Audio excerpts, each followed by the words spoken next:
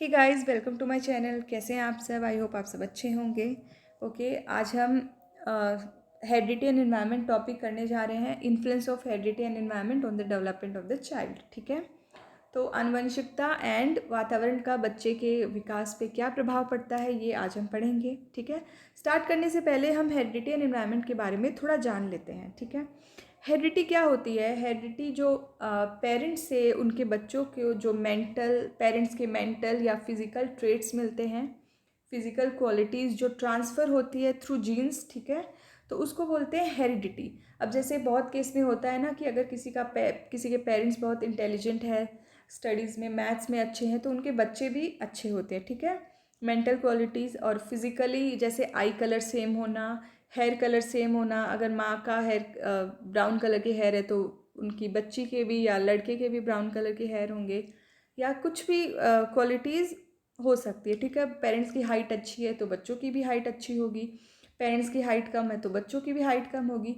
तो ये जो ट्रेट्स है, ये जो ट्रांसफ़र होते हैं, इसी को हेरिडिटी कहते हैं। ठीक है, ओके। तो individuals personality is the product of both heredity and environment. Heredity and environment दोनों का प्रोडक्ट होती है पर्सनैलिटी। ठीक है, तो ये विगेम ने बोला था कि heredity is all in all. इन्होंने हेरिडिटी को बहुत इंपॉर्टेंस दिया कि आनुवंशिकता ही सब कुछ है, बच्चे पे आनुवंशिकता का ही पूरा प्रभाव पड़ता है। लेकिन वॉटसन ने एकदम ऑपोजिट बात की। वॉटसन ने कहा environment is all in all, environment का ही बच्चे पे सब ज़्यादा प्रभाव पड़ता है।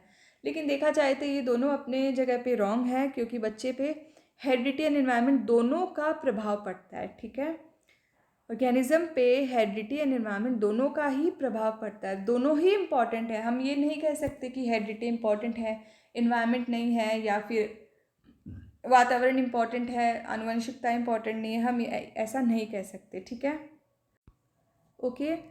तो दोनों ही इम्पॉर्टेंट है। Organism is the product of heredity and environment, दोनों का प्रोडक्ट है।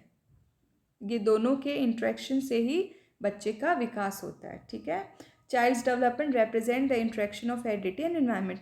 ये दोनों एक दूसरे पे निर्भर है। ठीक है, दोनों ही एक दूसरे पर प्रभाव डालते हैं, हेरिडिटी एंड एनवायरनमेंट। इसीलिए यहाँ पे मल्टीप्लिकेशन का साइन आता है, माइनस प्लस डिवीजन ये सब नहीं आता, क्योंकि ये दोनों एक दूसरे पे प्रभाव डालते हैं। हेरिडिटी इन्वायरमेंट पे प्रभाव डालती है, इन्वायरमेंट हेरिडिटी पे प्रभाव डालती है। तो ये कहना गलत है कि हेरिडिटी ज़्यादा इंपॉर्टेंट है, इन्वायरमेंट नहीं है, या इन्वायरमेंट ज़्यादा इंपॉर्टेंट है, हेरिडिटी नहीं है। नहीं, बच्चे पे दोनों ही इक्वल इंपॉर्टेंट है बच्चे के लिए। हाँ, ऐसा हो सकता है किसी केसेस में इन्वायरमेंट ओवर पावर कर सकता है, किसी केस में हेरिडिटी ज़्यादा ओवर पावर कर सकती है डेवलपमेंट बच्चे की। ठीक है, लेकिन बोथ आर इम्पॉर्टेंट। नेक्स्ट, अच्छा, हेरिडिटी इन्वायरमेंट है, इसमें जो हेरिडिटी है वो, एक सेकेंड, हाँ, हेरिडिटी फिक्स्ड होती है और इन्वायरमेंट डायनेमिक होता है, चेंज होता रहता है। हेरिडिटी स्थिर रहती है, चेंज नहीं होती है। ठीक है, और हेरिडिटी प्रिडिक्टेबल है, हम प्रिडिक्ट कर सकते हैं कि अगर पेरेंट इंटेलिजेंट है तो हम प्रिडिक्ट कर सकते हैं कि उनके बच्चे भी इंटेलिजेंट होंगे। इन्वायरमेंट अनप्रिडिक्टेबल है, इन्वायरमेंट के बारे में हम कुछ भी नहीं बोल सकते, कुछ भी हो सकता है। ठीक है, but both are equally important. Next, influence of heredity and environment. Genetic influence क्या होता है? The small particles in the nucleus of the cell are called chromosomes. जो सेल के न्यूक्लियस पे छोटे छोटे पार्टिकल्स होते हैं उसको क्रोमोसोम्स कहते हैं। ठीक है, and they exist in pair. जो क्रोमोसोम्स हैं वो पेयर में एग्जिस्ट करते हैं, जोड़े में एग्जिस्ट करते हैं, कभी भी सिंगल नहीं होते हैं। ठीक है, अच्छा, एक और चीज़,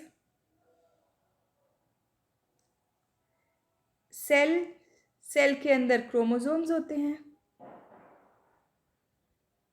और क्रोमोसोम्स के अंदर जीन्स होते हैं। ठीक है, ये जीन्स ही ट्रेट्स को कैरी करते हैं पेरेंट्स से उनके बच्चों में। ठीक है, जो विशेषताएं होती है उसको कैरी करते हैं। Next, the human cell has 46 chromosomes. Chromosomes 46 होते हैं और इनको पैर में देखा जाए तो 23 होंगे। ठीक है, 23 pairs. Chromosome store and transmit genetic information को स्टोर करते हैं एंड ट्रांसमिट करते हैं। ठीक है, द जीन, अच्छा, जीन को ट्रेट कैरियर्स भी कहते हैं। बेसिक यूनिट ऑफ हेरिडिटी भी कहते हैं। ये क्वेश्चन आएगा अगर कि बेसिक यूनिट ऑफ हेरिडिटी क्या है, तो आपको आंसर देना है genes. Genes are the basic unit of heredity, ठीक है। Are found in very large numbers in each chromosome. हर क्रोमोसोम में जीन्स बहुत बहुत नंबर्स में मिलता है, ठीक है। अच्छा, ट्विंस कितने प्रकार के होते हैं? ट्विंस दो प्रकार के होते हैं, एक आइडेंटिकल या मोनोजाइगोटिक, एक फ्रेटर्नल या डिजाइगोटिक, ठीक है। आइडेंटिकल आपको नाम से ही समझ में आ रहा होगा, जो सेम सेट ऑफ क्रोमोसोम से बनते हैं, ठीक है। जो सिंगल एग, जब एक एग दो पार्ट में डिवाइड हो जाता है, स्प्लिट हो जाता है, उससे जो ट्विंस बनते हैं वो आइडेंटिकल होते हैं, ठीक है। और वो सेम सेक्स के होते हैं। अगर लड़के हैं तो दो लड़के होंगे, लड़की है तो दो लड़की होगी, ठीक है। ऐसा नहीं होगा कि एक लड़का या एक लड़की होगी, ठीक है। और जो फ्रेटर्नल होते हैं वो दो अलग अलग सेपरेट जाइगोट से बनते हैं, ठीक है। और वो अलग भी हो सकते हैं, सेम भी हो सकते हैं, ठीक है। ऐसा हो सकता है एक लड़का एक लड़की है, या ऐसा हो सकता है दो लड़का है दो लड़की है, कैसे भी हो सकता है। जीन्स कैन बी डोमिनेंट और रिसेसिव। जीन्स डोमिनेंट रिसेसिव दोनों हो सकते हैं। The characteristics which show up and are displayed, for example eye colour, are called phenotypes, ठीक है। जो कैरेक्टरिस्टिक्स हम देख सकते हैं, जैसे eye colour, hair colour, height, ये सब जो हम देख सकते हैं उसको फेनोटाइप कहते हैं। The characteristics carried genetically are genotype. जो हम नहीं देख सकते, अब जैसे किसी की मेंटल पावर, कोई कितना मेंटली डेवलप्ड है, कॉग्निटिवली डेवलप्ड है, ठीक है, वो हम देख नहीं सकते हैं, तो वो जेनोटाइप हुआ। नेक्स्ट, एक सेकेंड, हाँ, इन्वायरमेंट इन्फ्लुएंस। बच्चे पे उसके इन्वायरमेंट का भी बहुत इन्फ्लुएंस होता है। Everything that influence child apart from himself, what he inherits from his parents and ancestors, is his environment, ठीक है।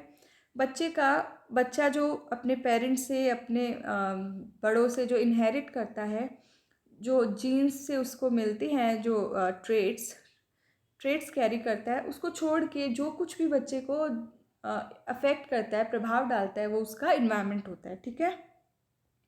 इन्वायरमेंट, ऑब्वियसली बच्चे को अच्छे इन्वायरमेंट में रहना चाहिए, पॉजिटिव इन्वायरमेंट में रहना चाहिए। अगर बच्चा एडवर्स इन्वायरमेंट में रहेगा तो उसका उस पर प्रभाव भी एडवर्स ही होगा, उसकी डेवलपमेंट पे। फॉर एग्जांपल, अगर ऐसी प्लेसेस में जहाँ फ्लड बहुत आती है, अर्थक्वेक आता है, जहाँ पे टेररिस्ट अटैक्स होते हैं, तो वहाँ पे बच्चे की डेवलपमेंट पे उसका एडवर्स प्रभाव पड़ेगा, अच्छा प्रभाव नहीं पड़ेगा उसकी डेवलपमेंट पे, ठीक है। तो इसीलिए इन्वायरमेंट, वातावरण का अच्छा होना बहुत ज़रूरी है, पॉजिटिव होना बहुत ज़रूरी है बच्चे की डेवलपमेंट के लिए। अब ये नेचर नर्चर थ्योरी को भी लेके बहुत सारी साइकोलॉजिस्ट ने अलग अलग बातें की। किसी ने कहा नेचर बहुत ज़्यादा इम्पॉर्टेंट है, किसी ने कहा नर्चर बहुत ज़्यादा इम्पॉर्टेंट है। तो आज हम पढ़ते हैं कि नेचर एंड नर्चर होता क्या है, ठीक है। Nature refers to what a child has inherited genetically from her parents. बच्चे ने अपने पेरेंट्स से या अपने दादा दादी या बड़ों से क्या क्या क्वालिटीज़ इनहेरिट की है, उसको नेचर कहते हैं, ठीक है। And the influence of environment on the development of the child is refer to as nurture. और इन्वायरमेंट का बच्चे पे क्या इन्फ्लुएंस है, बच्चे के विकास पे उसके वातावरण का क्या प्रभाव पड़ता है, उसको नर्चर कहते हैं, ठीक है। प्री नेटल स्टेज पे ये ध्यान रखना, जब बच्चा मदर की वुम में होता है तो इंटरनल एक्सटर्नल हार्मफुल एजेंट्स जैसे इलीगल ड्रग्स, अल्कोहल, ये सब का ध्यान रखना चाहिए, ठीक है। ये सब कंज्यूम नहीं करना चाहिए, बच्चे की डेवलपमेंट पे इसका प्रभाव पड़ता है। और मदर की न्यूट्रिशन का, डिजीज़, अगर स्ट्रेस लेती है मदर तो उसका भी बच्चे पे एडवर्स प्रभाव पड़ता है, ठीक है। तो स्ट्रेस भी नहीं लेना चाहिए और न्यूट्रिशन का भी पूरा ध्यान रखना चाहिए। Okay, that's all for today. I hope आपको मेरा वीडियो पसंद आया। अगर आपको मेरा वीडियो पसंद आया तो please like, share and subscribe. Thank you.